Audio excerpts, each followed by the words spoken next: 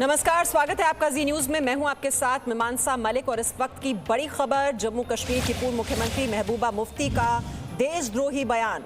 जब तक हमारा झंडा वापस नहीं मिल जाता दूसरा झंडा नहीं उठाएंगे।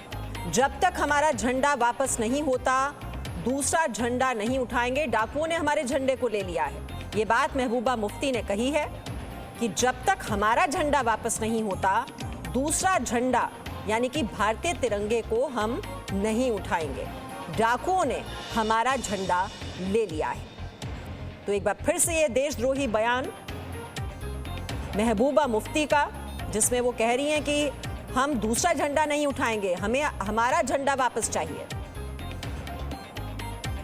और देखिए ये तस्वीर भी देखिए आप, जम्मू कश्मीर का पुराना झंडा इसमें लगा हुआ है। तो जो कोशिश हुई कि भारत का जो जम्मू कश्मीर है उसका इंटीग्रेशन हो जाए भारत के साथ, उसी की मुखालफत, उसी का विरोध करते रहे हैं जम्मू कश्मीर के ये कुछ सियासी दल, चाहे वो नेशनल कॉन्फ्रेंस हो, चाहे वो पीडीपी हो। और अभी भी वो जो देश विरोधी विचारधारा है उसी को आगे बढ़ाते हुए महबूबा मुफ्ती जो कह रही हैं कि हमें अपना झंडा चाहिए, हम दूसरा झंडा नहीं उठाएंगे। आप मुझे बताइए, जम्मू कश्मीर से आर्टिकल 370 हटने का इंतजार देश बरसों से कर रहा था या नहीं? ये फैसला हमने लिया, एनडीए की सरकार ने लिया, लेकिन आज ये लोग इस फैसले को पलटने की बात कर रहे हैं। ये कह रहे हैं कि सत्ता में आए तो आर्टिकल 370 फिर लागू कर देंगे। चोर कितना भी बड़ा हो, डाकू कितना ही बड़ा हो, कितना ही खूंखार हो, उसके पास कितने ही हथियार हो, मगर जब वो डाकाजनी करता है तो उसको वो माल लौटाना पड़ता है। इसलिए जो 5 अगस्त जो डाकाजनी हुई, जो हमसे चुराया गया, वो किसी कानून के तहत नहीं लिया गया। अगर कानून के तहत लिया गया होता, बातचीत के जरिए लिया गया होता, तो हम समझते कि ये चीज़ हमसे चली गई, अब ये वापस नहीं आएगी। मगर जो चीज़ डाकाजनी करके, प्लंडर करके, लूटी गई हो, जिसमें कि उन्होंने अपना जो संविधान है, जिसकी ये कसम खाते हैं, इंडियन कॉन्स्टिट्यूशन आइन की कसम खाते हैं, चाहे वो कोई मेंबर पार्लियामेंट हो, चाहे इस मुल्क का वजीर आजम हो, उन्होंने उस कॉन्स्टिट्यूशन की, उस संविधान की धज्जियां उड़ा दी। मैं अपने लोगों को यकीन दिलाना चाहती हूं, जो मुझे सुनेंगे, मुझे देखेंगे, कि जो चीज़ चुराई गई हो, जो चीज़ डाकाजनी से हासिल की गई हो, वो ज़्यादा देर डाकू के पास नहीं रहती है, वो अपने लोगों के पास वापस पहुंच जाती है। और खालिद हुसैन इस वक्त हमारे साथ हैं। खालिद, संविधान की दुहाई दे रही हैं महबूबा मुफ्ती, लेकिन जो 370 निरस्त हुआ ये तो संसद की स्वीकृति से हुआ, तो संविधान की अवहेलना कौन कर रहा है?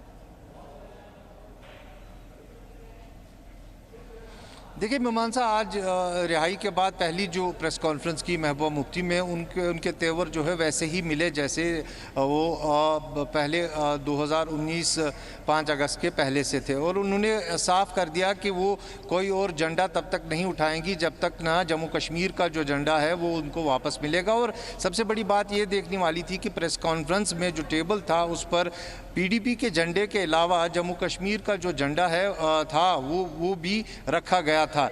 और उन्होंने ये भी साफ कर दिया कि वो किसी भी चुनाव में हिस्सा नहीं लेंगी और जब तक न अनुच्छेद 370 वापस जम्मू कश्मीर को दिया जाएगा। और यहीं तक नहीं रुकी, उन्होंने ये भी कहा कि जो पॉलिटिकल रेजोल्यूशन की वो मांग कर रही है, जब तक न वो भी पूरा किया जाए, उस पर भी बात हो, तब तक वो लड़ाई लड़ती रहेंगी। और उन्होंने कहा कि हमारे साथ इस वक्त सभी जो यहाँ के रीजनल पॉलिटिकल पार्टीज़ हैं उनके साथ हैं। और लोगों से भी इस प्रेस कॉन्फ्रेंस के द्वारा उन्होंने सहयोग की मांग की और ये भी कहा कि मैं स्ट्रीट फाइटर रही हूं और रास्तों पर भी अगर जाना पड़ा तो मैं जाऊंगी और ये लड़ाई जो है वो लड़ती रहेंगी। तो कहीं ना कहीं जो है उनका स्टैंड बदलता नहीं दिखा। और उन्होंने ये कहा कि ये अनकॉन्स्टिट्यूशनल फैसला था जो 5 अगस्त को हुआ है। अब देखना ये होगा कि आगे जो अलायंस बना है उसमें रणनीति क्या रहेगी, क्योंकि फारूक अब्दुल्ला ने भी पहले ये स्पष्ट कर दिया है, अब महबूबा मुफ्ती ने भी कर दिया है, सजाद गनी लोन ने भी कर दिया है। अब देखना होगा कि आगे वो क्या रणनीति बिल्कुल अपनाते रिहा हैं। होते ही ये नफरत फैलाने का काम एक बार फिर से शुरू कर दिया गया है और रविंद्र रैना इस पर क्या बोल रहे हैं सुन लेते हैं। जम्मू कश्मीर के अंदर सिर्फ भारत देश का तिरंगा झंडा लहराएगा और जम्मू कश्मीर में सिर्फ भारत देश का हमारा पवित्र तिरंगा झंडा फहराया जाएगा।